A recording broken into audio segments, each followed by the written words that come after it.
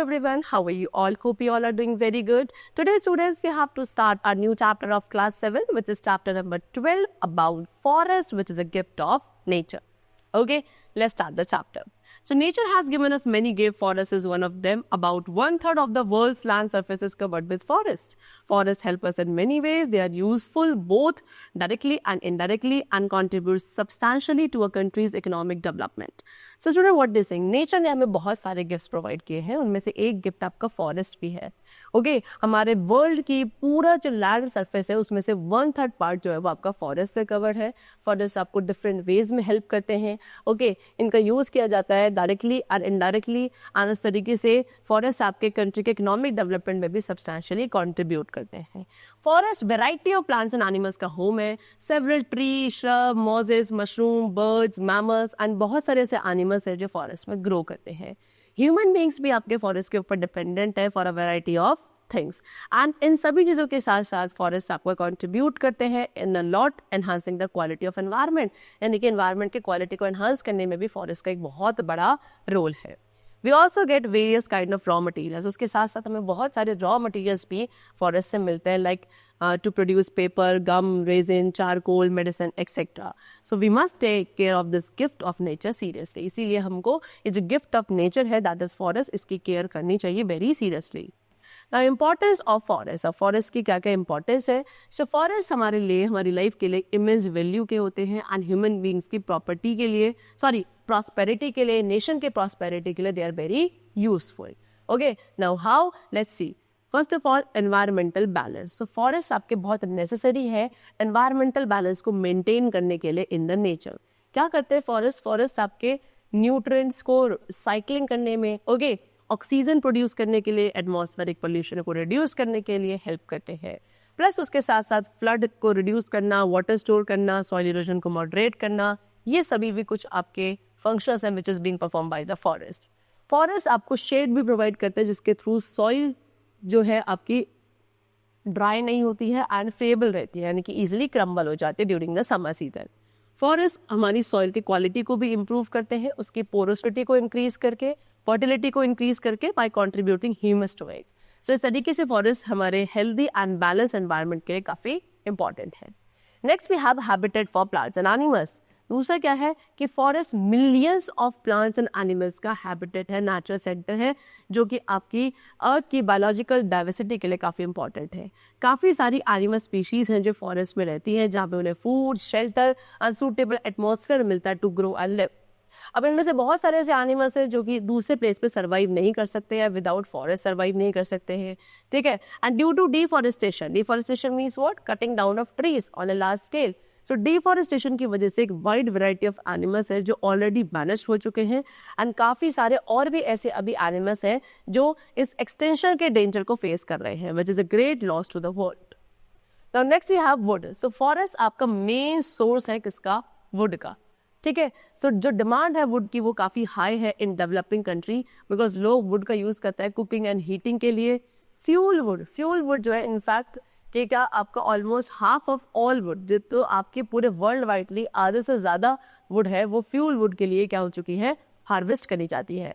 And about 1.5 billion, कितने? 1.5 billion लोग जो है वो फ्यूल वुड के ऊपर डिपेंडेंट है as a primary energy source.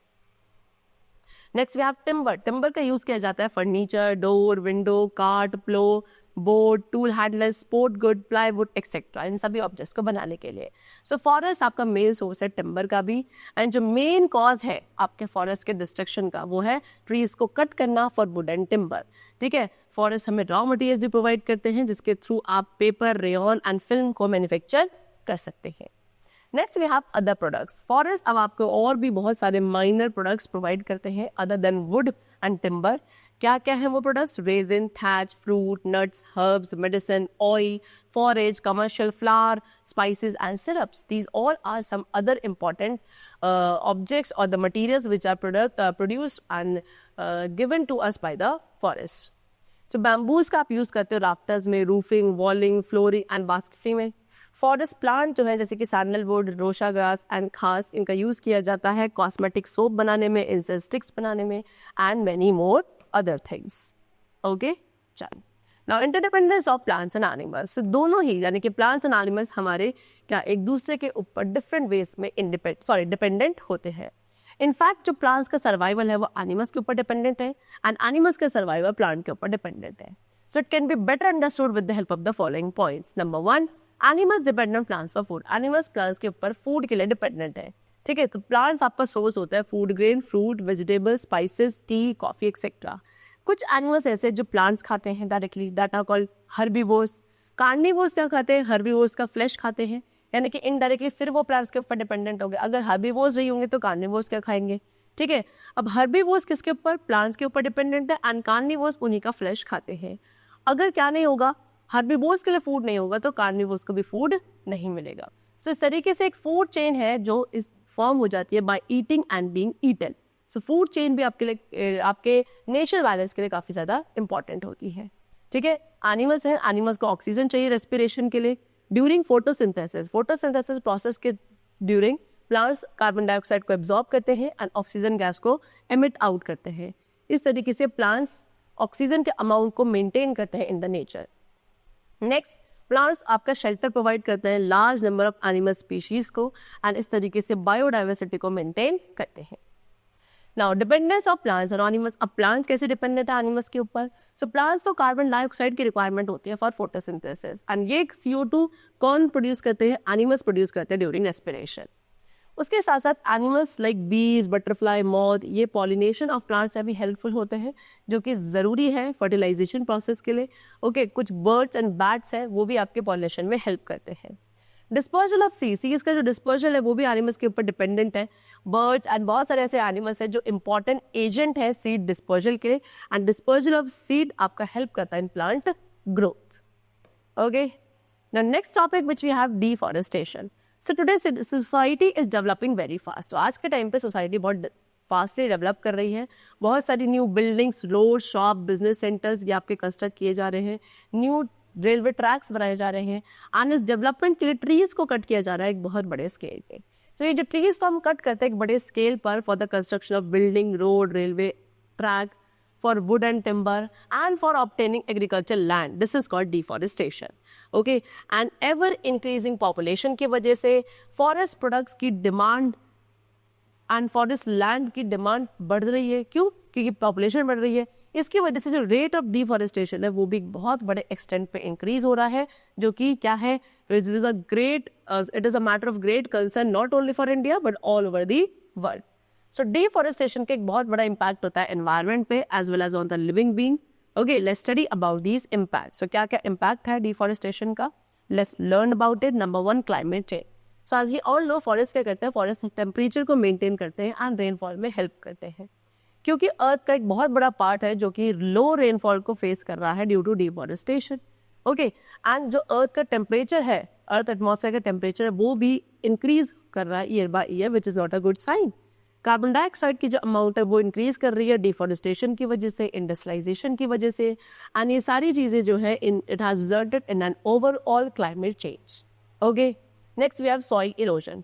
Plants की जो रूट्स होती है स्टूडेंट्स वो सॉइल पार्टिकल्स को क्या करती हैं? बाइंडेड रखती हैं एंड उनको वॉश अवे नहीं होने देती बाय विंड और वाटर. इस तरीके से क्या आपके प्लांट्स सॉइल इरोजन को चेक करते हैं एंड सॉइल इरोजन क्या करता है? अगर होता है तो वो सॉइल की फर्टिलिटी को रिड्यूस करता है. इसीलिए सॉइल इरोजन को हमें प्रिवेंट करना चाहिए. Next, flood.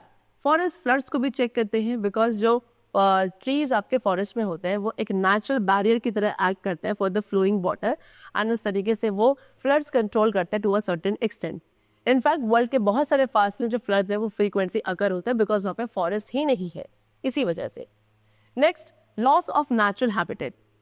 So as we already know कि फॉरेस्ट जो है हैबिटेट प्रोवाइड करता है वाइड वेराइटी ऑफ एनिमल्स के लिए एंड फॉरेस्टेशन की वजह से, डिफॉरेस्टेशन की वजह से एनिमल्स को अपना हैबिटेट लूज करना पड़ता है. इस केस में या तो उन्हें क्या दूसरे प्लेस पे जाना पड़ता है और दे डाई. ओके, सो बहुत सारी रेयर स्पीशीज है प्लांट्स एंड एनिमल्स की जो कि वैनिश्ड हो चुकी हैं किसकी वजह से? डिफॉरेस्टेशन की वजह से. एंड बहुत सारी स्पीशीज है which are on the verge of getting extinct. Now the last topic is afforestation. So deforestation था cutting down of trees on a large scale and afforestation का मतलब होता है what? Growing new plants on barren land on a large scale. एक barren land पे new plants को grow करना एक बहुत बड़े स्केल पे, that is called afforestation. So the people all across the world, पूरे वर्ल्ड में जो लोग हैं उन्होंने रियलाइज किया कि फॉरेस्ट की इंपॉर्टेंस को, okay, and they have come forward for the conservation of forest as well as they have launch various afforestation programmes. So इसीलिए उन सभी ने क्या, फॉरेस्ट को कंजर्व करने का सोचा एंड बहुत सारे वेरियस एफॉरेस्टेशन प्रोग्राम्स को भी लॉन्च किया गया है ऑल ओवर द वर्ल्ड। हमारी कंट्री में भी जो गवर्नमेंट है उन्होंने सोशल फॉरेस्ट्री प्रोग्राम को लॉन्च किया, जिसमें लोगों को क्या, प्लांट्स को ग्रो करना होता है on barren land and also along the road side. One महोत्सव ये भी एक प्रोग्राम है जिसमें न्यू सैपलिंग्स को एवरीवेयर प्लांट किया जाता है एंड इसको हम ट्वाइस अ ईयर सेलिब्रेट करता है इन आवर कंट्री। ओके, चलो, so the chapter is completed. I hope you all have understood the chapter very well. Let's meet very soon in the next class. Till then, take care and thanks to all.